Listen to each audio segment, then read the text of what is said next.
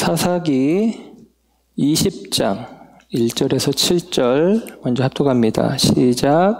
이에 모든 이스라엘 자손이 단에서부터 브엘세바까지와 길르앗 땅에서 나와서 그 회중이 일제히 미스바에서 여호와 앞에 모였으니 온 백성의 어른 곧 이스라엘 모든 지파의 어른들은 하나님 백성의 총회에 섰고 칼을 빼는 보병은 40만 명이었으며 이스라엘 자손이 미스바에 올라간 것을 베냐민 자손이 들었더라. 이스라엘 자손이 이르되 이 악한 일이 어떻게 일어났는지 우리에게 말하라 하니 레위 사람 곧 죽임을 당한 여인의 남편이 대답하여 이르되 내가 내 첩과 더불어 베냐민에 속한 기브아에 유숙하러 갔더니 기브아 사람들이 나를 치러 일어나서 밤에 내가 묵고 있던 집을 에워싸고 나를 죽이려 하고 내 첩을 욕보여 그를 죽게 한지라. 내가 내 첩의 시체를 거두어 쪼개서 이스라엘 기업의 온 땅에 보냈나니 이는 그들이 이스라엘 중에서 음행과 망령된 일을 행하였기 때문이라. 이스라엘 자손들아 너희가 다 여기 있은즉 너희의 의견과 방책을 낼지니라 하니라. 아멘. 이어서 21장 1절에서 7절 합독합니다. 시작. 이스라엘 사람들이 미스바에서 맹세하여 이르기를 우리 중에 누구든지 딸을 베냐민 사람에게 아내로 주지 아니하리라 하였더라. 백성이 베델에 이르러 거기서 저녁까지 하나님 앞에 앉아서 큰 소리로 울며 이르되 이스라엘의 하나님 여호와여 어찌하여 이스라엘에 이런 일이 생겨서 오늘 이스라엘 중에 한 지파가 없어지게 하시나이까 하더니 이튿날에 백성이 일찍이 일어나 거기에 한 제단을 쌓고 번제와 화목제를 드렸더라. 이스라엘 자손이 이르되 이스라엘 온 지파 중에 총회와 함께하여 여호와 앞에 올라오지 아니한 자가 누구냐 하니 이는 그들이 크게 맹세하기를 미스바에 와서 여호와 앞에 이르지 아니하는 자는 반드시 죽일 것이라 하였음이라. 이스라엘 자손이 그들의 형제 베냐민을 위하여 뉘우쳐 이르되 오늘 이스라엘 중에 한 지파가 끊어졌도다. 그 남은 자들에게 우리가 어떻게 하면 아내를 얻게 하리요? 우리가 전에 여호와로 맹세하여 우리의 딸을 그들의 아내로 주지 아니하리라 하였도다. 아멘. 25절 말씀 시작. 그때 이스라엘에 왕이 없으므로 사람이 각기 자기의 소견에 옳은 대로 행하였더라. 아멘. 아멘. 자리에 앉으십니다. 오늘 이 아침에도 하나님의 사랑하심과 은혜가 저와 여러분 가운데 함께하기를 축복합니다. 사사기 오늘 마지막 시간이고 21번째 시간입니다. 장수대로 따라간 것은 아니지만 사사기가 21장까지 있는데 21번의 시간으로 사사기를 이제 마치게 됩니다. 오늘 말씀의 제목은 실패와 실패의 싸움, 그리고 부제는 왕의 귀환이라는 제목으로 말씀을 전합니다. 우리가 사사기를 보면서 구조를 먼저 말씀을 드렸었어요. 1장과 2장은 서론에 해당하고 17장부터 21장까지 꽤 길지만 뒷부분은 이제 결론에 해당하면서 에필로그, 후기에 해당하는 부분입니다. 그 사이에 12명의 사사 이야기가 기록이 되어 있어서 이 성경 우리는 사사기라고 이야기를 하고 사사들의 이야기를 중심으로 우리는 은혜를 나누었습니다. 두 개의 결론 부분에 이르러서 이제 마지막 결론 17장에서 21장까지의 결론에서 17장, 18장이 이어지는 한 이야기이고 19장에서 21장까지 또 다른 한 이야기가 기록이 되어집니다. 17장, 18장에서는 그런 의미라고 했죠. 신학적인 결론을 내주고 있고 19장부터는 역사적인 결론을 내주고 있는데 이 사사기의 구조 자체가 키아스무스 구조를 가지고 있다고 말씀을 드렸고 인클루지오 구조를 가지고 있다고 했어요. 키아스무스는 A, B, C, D, C-, B-, A-. 그래서 A와 A-가 서론과 결론이 만나는 거예요. 그리고 서론과 결론이 만나면서 인클루지오, 앞과 뒤에 같은 말들을 배치해 두면서 이야기를 묶어주는 그런 모습입니다. 그래서 1장에서는 예를 들면 사사기 1장에서는 가나안 정복 전쟁이 실패하는 것이죠. 역사적으로. 절반의 승리에 그쳤고 궁극적으로는 실패에 그치는 것입니다. 그 결과 그들은 가나안 거민들을 그들 곁에 두었고 가나안 거민들의 우상을 끌어들이기 시작해요. 영적으로 타락하게 되어지는 것이죠. 역사적으로 하나님의 말씀을 삶 속에 이루지 못하니까 신학적으로 그들은 하나님이 아닌 다른 것들을 하나님의 자리에 대신하는 것입니다. 그리고 사사시대를 지나면서도 하나님의 구원의 역사가 있었지만 불순종하는 이스라엘이 결론적으로 어떻게 됐느냐? 그들이 하나님을 떠나 신학적으로 예를 들면 미가의 집에 개인의 제사장, 단 지파가 그들의 제사장으로 삼는 레위 사람의 이야기. 신학적으로 그들은 자기 소견에 오른 하나님, 자기 멋대로 만든 자기 하나님을 섬기는 구조가 되어지고 그 결과 그들은 19장에서 21장까지 굉장히 타락한 시대에 타락한 현상들을 보게 되어집니다. 그 이야기가 이제 19장부터 21장까지고 지난주에는 19장의 이야기 속에서 한 레위 사람이 행음한 첩을, 간음한 첩을 처갓집에 가서 데리고 오는 길에 그래도 여부스 사람이 아닌 이 이방 민족이 자리하고 있지 않은 이 자리로 나아가서 기브아나 혹은 더 나아가서 실로까지 가고자 하는 마음으로 길을 가죠. 그러다가 해가 어두워져서 기브아 성에 들어갔는데 기브아에서 당한 일들에 대해서 이야기를 합니다. 기브아 사람들, 베냐민 족속의 한 부류인 기브아 사람들이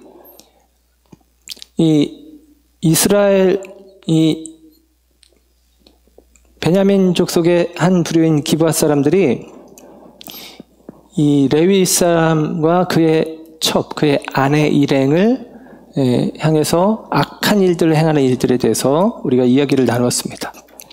레위인과 그의 첩이 기브아 땅에서 어려움을 겪어요. 기브아 사람들이 사실은 강간을 하겠다는 것이죠. 그리고 동성애를 하겠다고 레위 사람을 내놓으라고 요청을 합니다. 그런데 레위인을 대신해서 레위인이 자기 첩을 문 밖으로 힘으로 밀어내고 문을 닫아버려요. 그래서 그 첩을 데려가서 밤새도록 윤간을 하고 그리고 돌려보내죠. 돌려보내는 게 아니라 내팽개 쳐버리는데 그 레위인이 거하고 있는 이 에브라임 출신의 한 노인의 집, 그 집에 와서 죽게 되어지죠. 그래서 지난 시간에 이야기는 뭐냐면 그 여인이 죽게 되었고 그 시신을 싣고 자기 집으로 가서 여인의 시신을 12토막으로, 좀 끔찍하죠. 12토막으로 잘라서 이스라엘 각 지파에 흩어서 보내버립니다. 그래서 그 일 때문에 사람들이 놀려서 모여진 이야기가 오늘 20장부터의 이야기예요. 우리가 윤리적인 관점으로 보면 이 레위인, 19장에 나오는 레위인은 패악하기 그지없는 사람입니다. 그의 행동은 이해할 수가 없어요.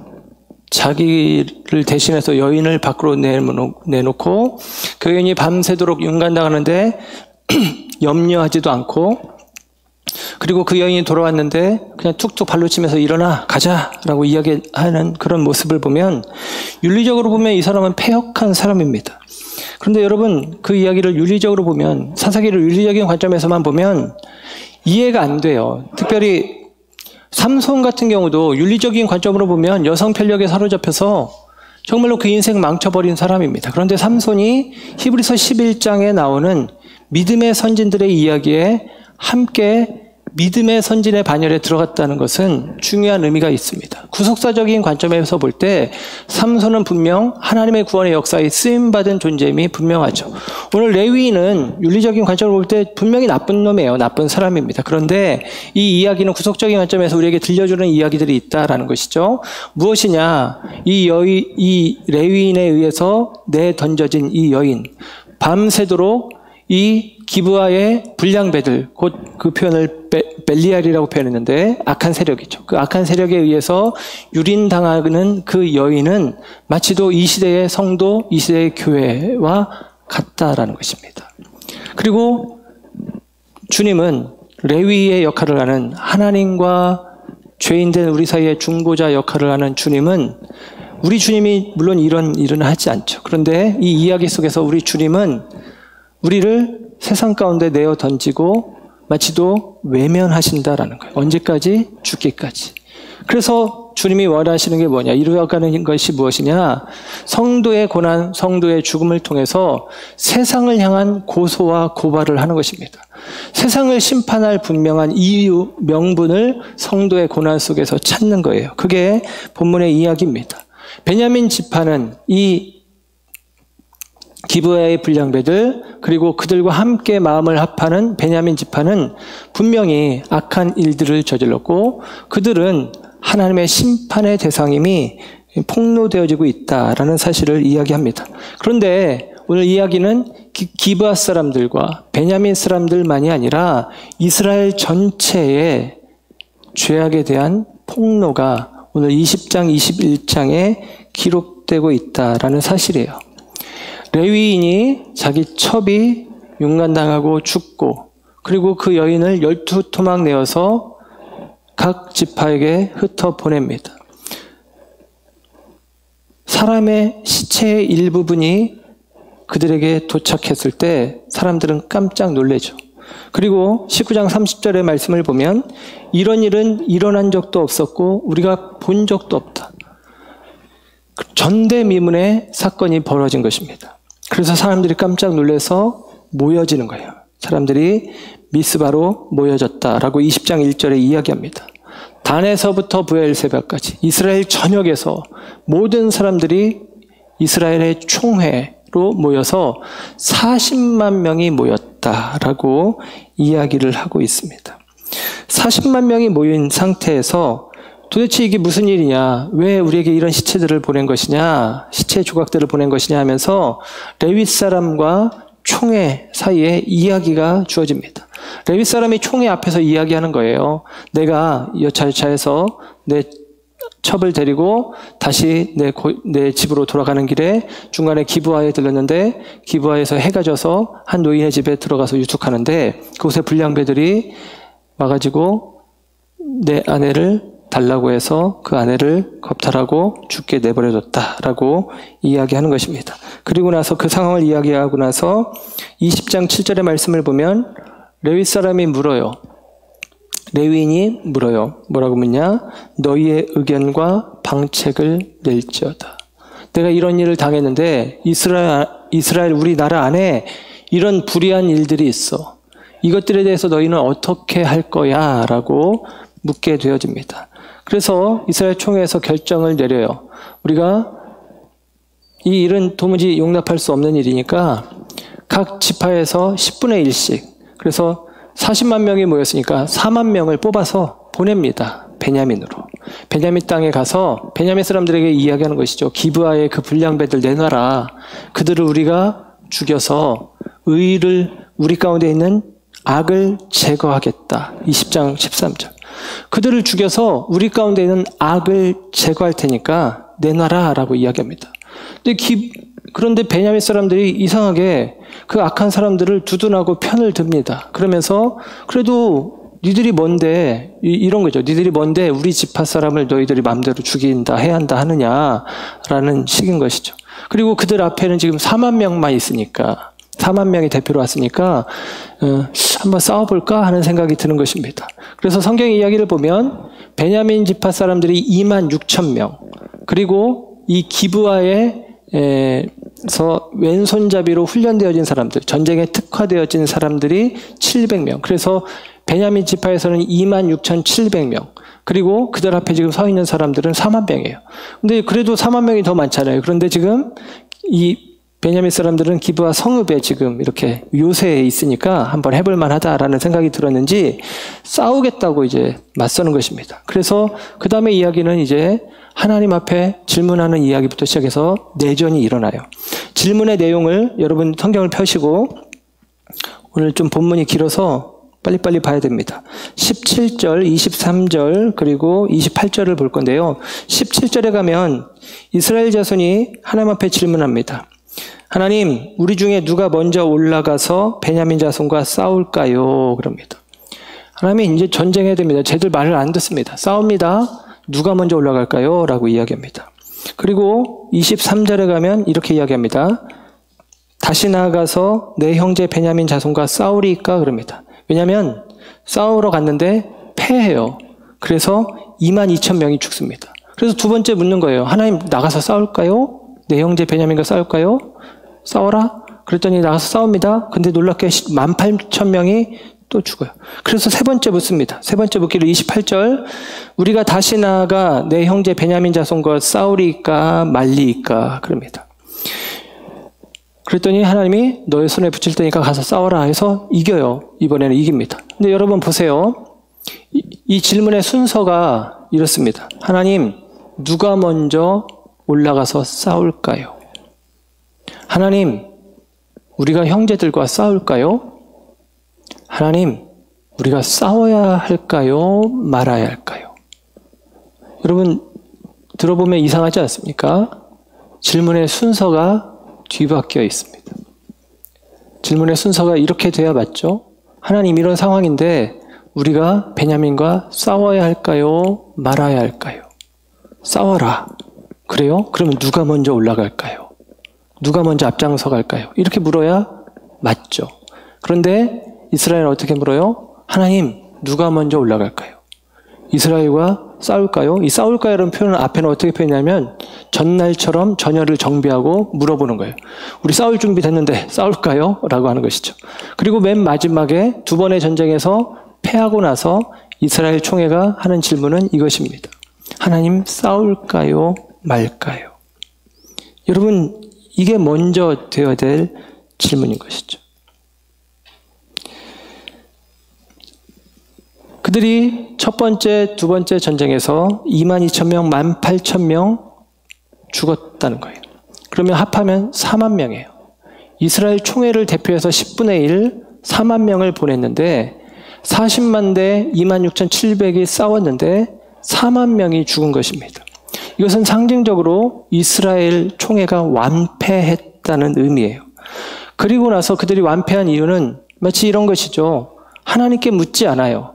그들 생각에 우리가 크고 우리가 많으니까 우리가 이 싸움은 능히 이길 거야 라고 생각하는 것이죠. 마치도 여리고성 싸움에서 이기고 나서 아이성 앞에서 교만하고 자만하여 몇천 명으로도 우리는 능히 이길 수 있어 라고 생각했다가 크게 패하는 그와 같은 모습이 지금 반복되고 있는 것입니다. 힘과 그리고 많음의 원리를 그들이 신뢰하고 나아갔지만 실패하고 있는 것이죠. 그들은 하나님 앞에 먼저 묻지 않았다라는 사실입니다. 이것이 그들의 실패의 원인입니다. 그들은 스스로 선악을 판단하고 나아갑니다. 우리는 옳은 사람들, 베냐민 사람들은 틀린 사람들이라고 판단하고 나아가는 것이죠. 여러분, 이 상황들이 하나님께서 그들 속에서 실패를 허락하심을 통해서 이스라엘 가운데 깨달음을 주시는 거예요. 예를 들면 지금 구조가 이런 구조입니다. 한 여자가 죽었고 그 한 여자의 죽음 때문에 40만이라는 사람들이 모이는 총회가 열립니다. 그 총회에서 어떻게 할까요? 라는 질문이 있었고 그 질문에 대해서 악을 제거해야지, 정의를 세워야지 라고 사람들은 생각하고 판단합니다.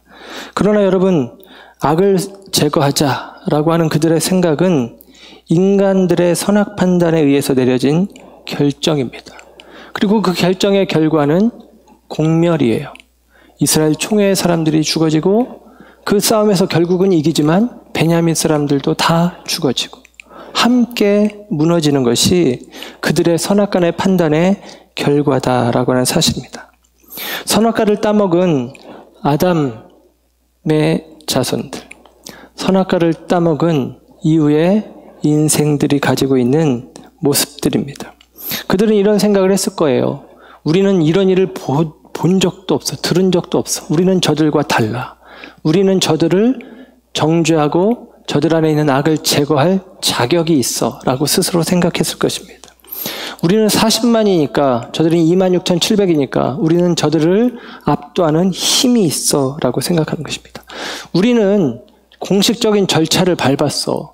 함께 총회로 모였고 이 총회에서 함께 만장일치로 의결한 거야. 우리는 당위성을 가지고 있어 라고 생각을 합니다. 그리고 그들은 자기는 의롭다, 자기들에게는 힘이 있다, 자기들은 많음으로 결정했다, 다수결로 결정했다, 그러니 우리들은 정당하다라는 마음으로 나아갑니다. 여러분, 그러나 그 결과는 첫 번째 싸움에서 실패, 두 번째 싸움에서 실패, 세 번째 싸움에서 이기지만 베냐민의 거의 멸종하다시피 하는 그와 같은 형편 가운데 놓이게 되는 것이죠. 처음에 그들은 이런 마음을 가졌습니다. 이런 천인공노할 놈들 같으라고. 어떻게 그럴 수가 있어. 이 베냐민의 이 기브아의 이 불량배들 어떻게 이런 일을 저지를 수 있어 라고 생각했습니다. 그런데 그들이 실패를 경험하고 나서 두 번째 기도할 때는 그래도 조금 달라져요. 내 형제 베냐민과 싸울까요? 그래도 그들이 우리 형제인데 라는 인식을 갖기 시작합니다. 그리고 나서 그들이 세 번째 하나님 앞에 기도할 때는 이렇게 기도하는 것이죠. 금식하고 울며 하나님 앞에 예배하며 제단을 쌓고 묻는 것입니다. 하나님, 싸울까요? 말까요? 모든 결정권을 하나님께 내어드립니다. 판단의 주도권, 사사됨의 주도권, 자기 결정의 주도권을 하나님께 내어드리고 이 두 번의 실패를 경험하고 비로소 하나님 앞에 싸울까요? 말까요? 라고 묻기 시작하는 것이죠. 이 모습이 이른바 우리 성도들에게 있어서 신앙적으로 표현하면 자기 부인입니다. 내 의가, 내 힘이, 내 판단이 하나님 앞에서 그릇되었다는 것을 인정하면서 하나님 어떻게 할까요? 라고 전적으로 하나님 앞에 주도권을 내어드리는 그것이 되었을 때 하나님께서는 말씀하시는 거예요. 내가 내 손에 그들을 붙일 테니까 가서 싸워라 라고 28절에 하나님이 대답을 해 주십니다.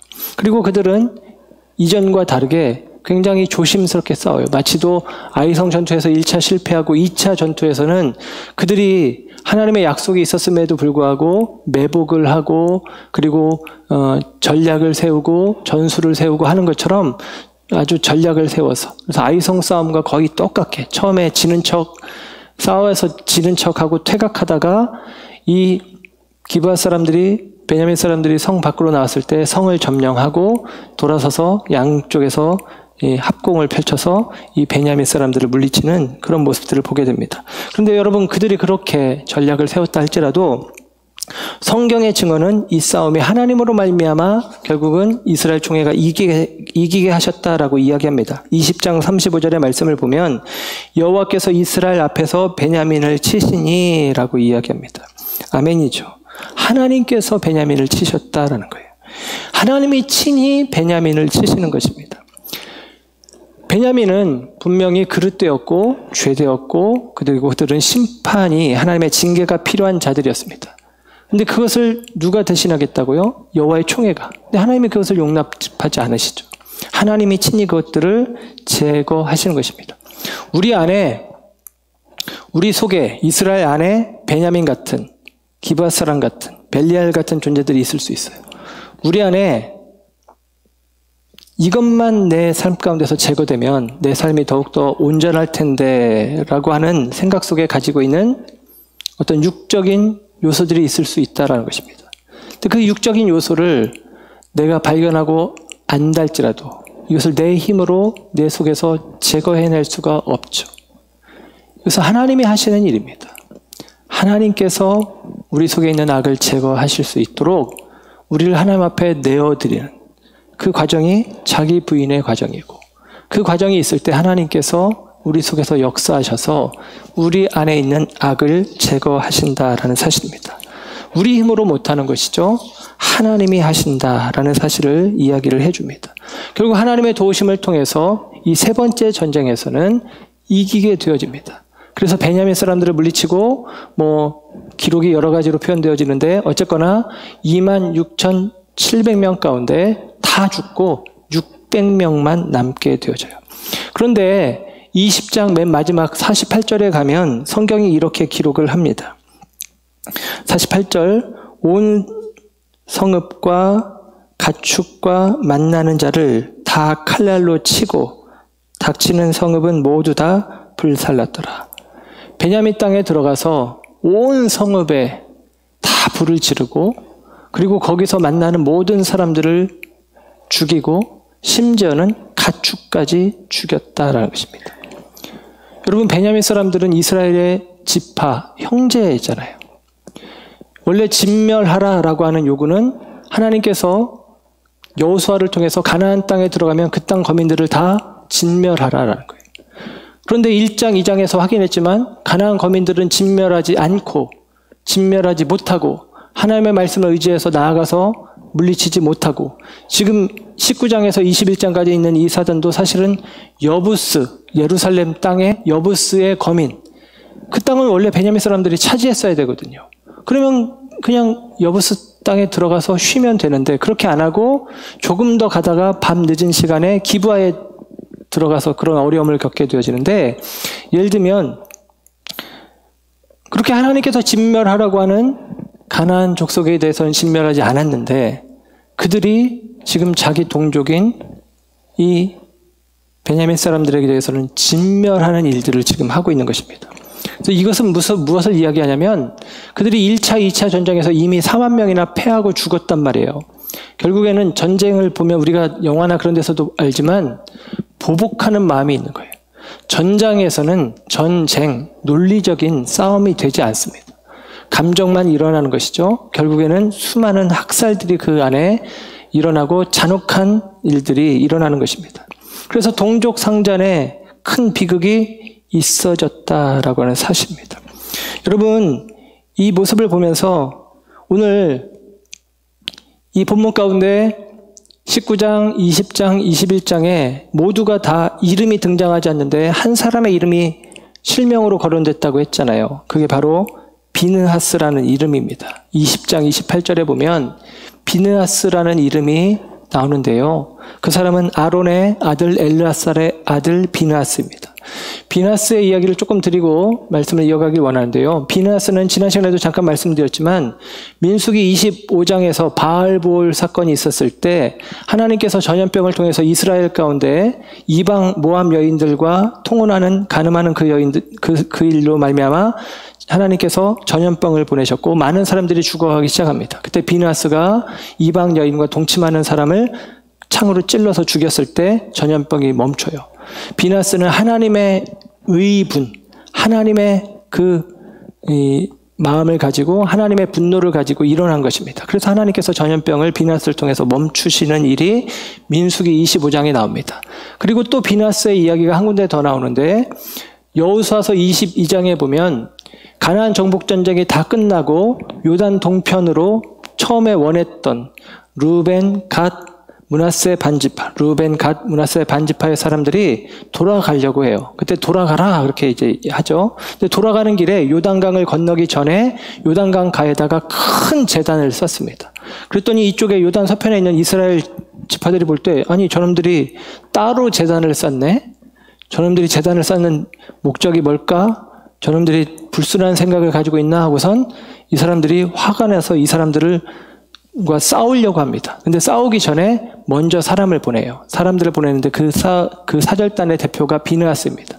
비느하스가 가서 물어보니까 이 사람들이 얘기하는 거예요. 우리가 그런 의도가 아니라 시간이 지나면서 우리가 이스라엘 족속에게서 이 소속감이 멀어질까 봐 우리가 이스라엘 지파라는 사실을 우리가 그 의미가 퇴색될까봐 기념물로 우리가 크게 우리의 본래 자리는 요단 동편이 아니라 요단 서편이라는 걸 확인하기 위해서 요단 서편가에 큰 제단을 쌓은 거야 라고 이야기를 합니다. 그러니까 해결이 됐잖아요. 그래서 비느하스가 돌아와서 백성들에게 설명을 해주어서 큰 싸움이 일어날 게 이제 말하자면 멈춰지게 되어집니다. 저는 이 비느하스의 이야기를 통해서 오늘 본문의 이야기를 살펴보면 세 번째 이 하나님 앞에 질문하기에 앞서서 비느하스가 여호와의 궤를 가지고 와서 거기서 하나님 앞에 사람들이 제단을 쌓고 기도하고 그리고 나서 결정해서 싸우러 가거든요. 뭐 성경에는 없지만 저는 그렇게 그냥 상상해 봅니다. 비느하스가 이 얘기했을 거예요. 그들도 우리 백성이다. 너희들이 그들 가운데 있는 죄악을 제거할 때 하나님이 그것을 허락하셨으니까 우리가 이길 거다. 그런데 그들도 우리 백성, 그들도 우리 형제라는 사실을 잊지 말아라. 아마 그렇게 말하지 않았을까 싶어요. 그런데 결과는 다르죠. 그냥 진멸하듯이 만난 사람들을 다 잡아 죽입니다.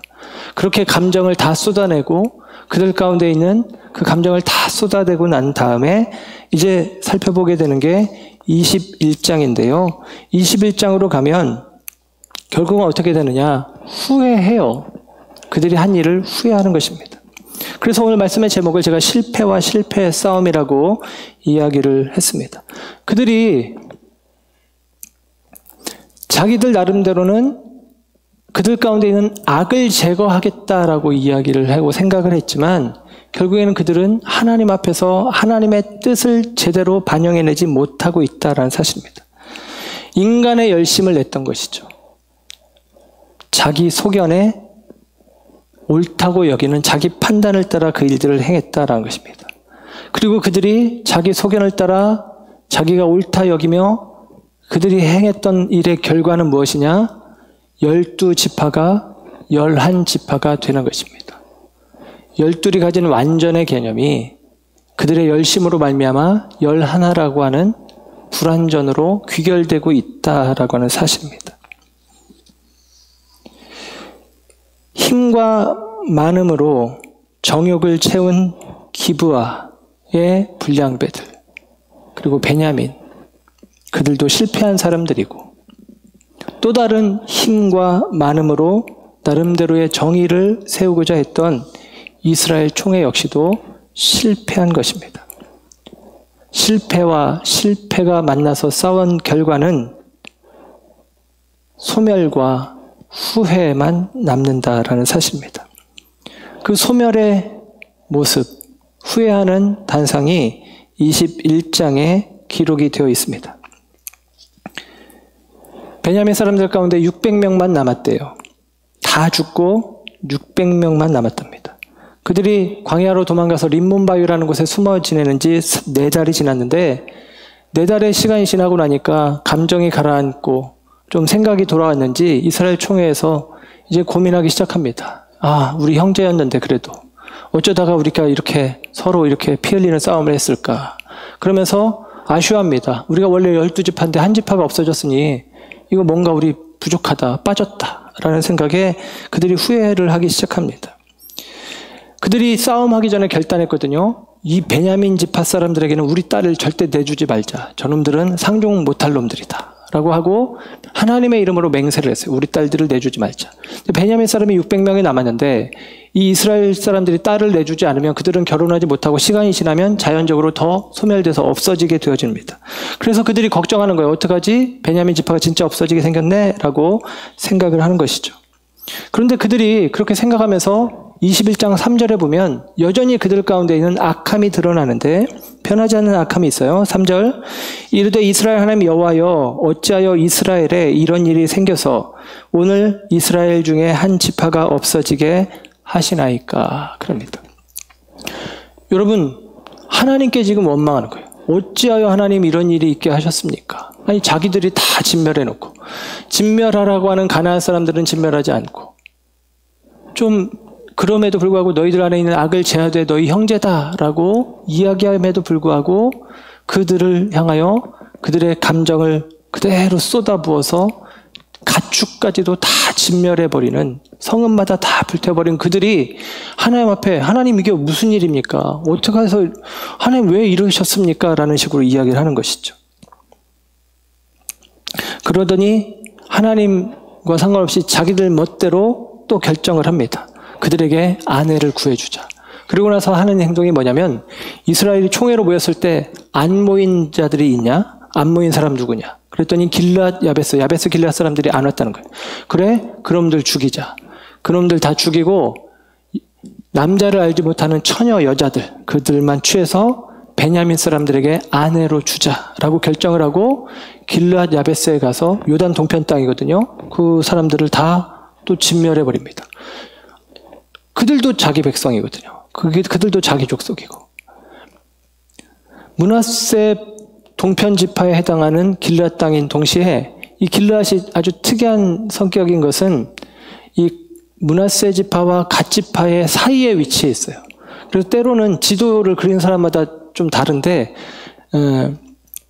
므낫세 지파에 들어가기도 하고 갓 지파에 들어가기도 합니다. 우리식으로 표현하면 웰컴 투 동막골 같아요. 그러니까 어떻게 되는 거예요? 총회로 모인다 라고 했을 때 이제 학자들의 견해로는 그래요. 이 사람들이 못 들었을 거다. 소식을 몰랐을 거다. 그래서 못 간 걸로. 그런데 가가지고 니들 왜 안 왔어 하고 죽이고 그들의 여자들을 취해서 베냐민에게 주는 거예요. 그러니까 이들이 얼마나 여전히 그들 가운데 있는 하나님의 뜻과는 상관없는 결정들을 하는지 모릅니다. 그렇게 했는데도 불구하고 길앗 야베스 사람들이 400명만 나온 거죠. 그래서 200명이 부족하니까 200명 어떡하지 하고서 그 다음에 그들이 만들어낸 꾀는 야 이제 여호와의 절기가 있으니까 여호와의 절기가 되면 실로에 여호와의 전에서 여자들이 나와서 기쁨의 춤을 춘다. 그때 너희들이 숨어 있다가 여자들 보쌈에 가라. 보쌈에 가면 우리가 모른 척하겠다. 그 여자의 그 보쌈당한 좀 나쁘게 말하면 납치당한 이 납치당한 여자의 부모들이 어떻게 된 일이냐 하면 우리가 잘 설명할게. 어떻게 하겠냐 할 수 없지 라고 이야기하는 것이죠. 근데 여러분 그들이 그렇게 하는 이유는 자기들의 맹세를 지키기 위해서입니다. 하나님 앞에 우리가 맹세했다. 그러니까 우리의 딸들은 줄 수 없다. 근데 우리의 딸들을 너희들이 납치해가라. 그러면 우리는 당위성이 생긴다. 내가 하나님께 맹세한 대로 내가 준 것은 아니고 그냥 빼앗긴 거니까 나는 잘못이 없다. 그래서 21장 22절에 보면 너희가 자의로 그들에게 준 것이 아니니 너희에게 죄가 없을 것임이니라. 너희들은 죄가 없어라고 또 판단해버리죠. 그들의 방식을 취하고 그들의 판단을 그대로 하고 있습니다. 그래서 600명의 이 베냐민 사람들이 아내를 얻게 되어지고 사실은 그래서 이제 베냐민 지파가 회복은 돼요. 은혜죠. 그리고 그 은혜의 완성이 실로의 여인들, 여호와의 성막, 하나님의 집으로부터 공급되어지고 있다는 것도 또 영적인 의미로는 깊은 의미가 있다고 볼 수 있습니다. 그런데 그들이 하는 일들은 마치 또 그런 거예요. 인간적인 방편을 계속같이 취합니다. 그리고 그 벌어진 문제를 해결하는 방식도 힘과 많음이에요. 또 다른 힘으로 또 다른 약함의 사람들을 짓눌러서 그들의 것들을 빼앗아서 주는 것입니다. 그리고 또 다른 힘을 인정하는 것이죠. 너희들이 힘대로 연약한 여자들을 취해서 납치해서 보쌈해서 데려가서 니들 마음대로 살아 라고 눈 감아버리는 것입니다. 여러분 그렇게 해서 베냐민이 세워지는 것 같지만 여러분 이것은 하나님의 원하심이 아니지 않습니까? 이 이야기가 지금 20장, 21장의 이야기고 이 이야기로 사사기를 끝마치고 있는 거예요. 그리고 이 이야기를 들려주고 나서 이 이야기 끝에 맨 마지막 앞에는 각자 이제 다 자기 집으로 가버렸다는 거예요. 그리고 그 다음에 25절에 마지막 사사기 마지막 말씀은 21장 25절에 이렇게 기록합니다. 그때에 이스라엘의 왕이 없으므로 사람이 각기 자기의 소견에 옳은 대로 행하였더라 그럽니다. 사사시대의 특징이죠. 자기 소견에 옳은 대로 행하였더라. 왜? 왕이 없기 때문에. 이 결론 부분에 해당하는 17장부터의 내용에서 이 이야기는 반복된다고 말씀드렸습니다. 17장 6절에도 그때에 이스라엘의 왕이 없으므로 사람마다 자기 소견에 옳은 대로 행하였더라. 18장 1절에 그때에 이스라엘의 왕이 없었고 19장 1절에 이스라엘의 왕이 없을 그때에 왕이 없다라는 거예요. 왕이 없기 때문에 자기 소견에 옳은 대로 행한다라는 것입니다. 이 사사기에 대해서 NAC 주석을 쓴 다니엘 블록이라는 사람이 이 사사기 마지막 시대, 마지막의 이야기를 가지고 이렇게 결론 지으면서 이야기를 했습니다. 한마디의 말인데 굉장히 좀 의미가 있어요. 사사기 시대의 이 마지막 이야기의 모습은 사악함이 민주화되었다라고 표현을 합니다. 사악함이 민주화되었다. 여러분, 오늘 이 시대도 그런 모습이 아닙니까? 민주화라고 이야기하며 다수가 결정하고 여론이 모든 것들에 있어서 판단 기준이 되어지고, 그리고 그 여론을 따라 다수의 결정을 따라 민주라는 방식을 따라 사람들은 이 땅 가운데 악을 제거하며 나름대로의 선을, 정의를, 그리고 나름대로 잘 사는 행복한 나라를 만들려고 합니다. 그런데 여러분, 이 시대가 그래서 좋아졌습니까? 정말로 살만한 나라라고 생각을 합니까? 어느 누군가의 외침을 따라 또 그를 지지하고 함께하면서 우리가 이루어가는 나라가 정말로 완성되어진 하나님의 나라라고 우리가 말할 수 있습니까? 저는 다니엘 블록의 이 이야기가 오늘 이 시대의 이야기가 아닌가 싶습니다. 사악함이 민주화되었다. 우리가 사사기를 보면서 그런 이야기를 했죠. 사사기는 오늘날의 교회, 오늘날의 시대를 잘 반영하고 있다. 오늘날의 시대는 사악함이 민주화되어진 시대라고 이야기할 수 있을 것입니다. 민주화는 되었는데 그 결과는 실패와 실패의 싸움이요, 실패와 실패의 연합이요, 실패와 실패의 방편으로 결국에는 그들이 구축한 열둘은 온전한 열둘이 될 수 없다라는 사실입니다. 사사기 시대를 서론에서 이야기하면서 사사기니까 사사와 관련돼서 이야기하기를 그렇게 이야기했죠. 사사기 2장 16절 17절 여호와께서 사사들을 세우사 노략자의 손에서 그들을 구원하게 하셨으나 그들이 그 사사들에게 순종하지도 아니하고 오히려 다른 신들을 따라가 음행하며 그들에게 절하고 여호와의 명령을 순종하던 그들의 조상들이 행하던 길에서 속기 치우쳐 떠나서 그와 같이 행하지 아니하였더라. 그럽니다. 사사시대 하나님은 사사를 통해서 사사는 판단한다라는 것이죠. 그 판단의 기준은 말씀입니다. 그런데 사사시대에 사람들은 사사를 따르지 않았다라는 거예요. 말씀의 판단을 벗어난 것입니다. 말씀이 그들을 다스리지 못하는 것이죠. 말씀이 무너진 시대, 그게 사사시대입니다. 그래서 그 말씀이 무너진 시대에 말씀이 회복되기를 원하는 것이고 오늘 사사기의 끝마치는 부분에서 이렇게 절망적인 상황 속에 동족 상잔의 비극과 그리고 그들의 방편이 얼마나 헛된 것인지를 우리 가운데 적나라하게 드러내면서 그 결론 부분에 그때 왕이 없으므로 각자가 자기 속에 옳은 대로 행하였다라고 결론 지으면서 우리에게 하고 싶은 이야기는 뭐냐? 그러니까 왕이 필요하다라고 하는 것입니다. 그러니까 왕이 필요하다라는 거예요. 사악함을 민주화시킨 절대 다수의 힘과 많음의 원리가 아니라 하나님의 말씀을 기준 삼아 그 말씀으로 우리를 통치하고 다스릴 왕이 필요하다라는 것입니다. 그래서 사사기의 저자를 우리가 짐작하건대 사무엘 상하의 저자로 연장선상에 있다고 생각을 합니다. 그래서 역사적으로 사사기가 끝나면 사무엘 상하 곧 다윗 왕이 일어나는 거예요. 다윗과 같은 왕이 필요하다라는 것이죠. 말씀으로 다스릴 왕이 필요하다라는 것입니다. 그런데 여러분, 다윗 이후의 이야기를 우리가 잘 압니다. 왕정 시대를 기록한 열왕기서, 역대상하 그런 말씀을 보면 여러분, 왕들이 수많은 왕들이 있는데 그 왕들이 다 나쁜 왕들이에요. 선한 왕은 몇 명 없습니다. 손가락에 꼽을 만큼 없습니다. 그런데 다 그 악한 왕들이 통치하고 다스리면서 하나님의 백성들을 하나님께로 이끄는 게 아니라 오히려 하나님의 백성들을 하나님께서로부터 멀어지게 하는 일들을 하는 것이죠. 그 과정을 통해서 또 알게 합니다. 진짜 왕이 필요하구나. 그리고 다윗이 예표하고 다윗이 모형하고 있는 참된 왕, 궁극적인 사사요, 가장 위대한 왕인 메시아, 예수 그리스도를 기대하게 하는 것입니다. 이게 성경의 이야기예요.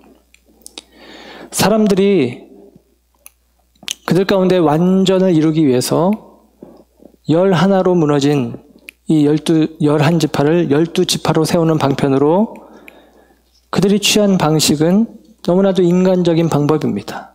마치도 대를 잇기 위해서 하갈의 몸을 취하여 이스마엘을 낳는 아브라함과 같은 실패의 모습입니다. 그럼에도 불구하고 하나님께서는 그 속에서 하나님의 역사를 묵묵히 이루어 가시고 하나님께서 그 속에 하나님의 나라를 세워 가시는 거예요. 그리고 하나님께서 그 일들을 이루어 가시는 이야기, 하나님의 약속이 성취된 이야기가 룻기입니다.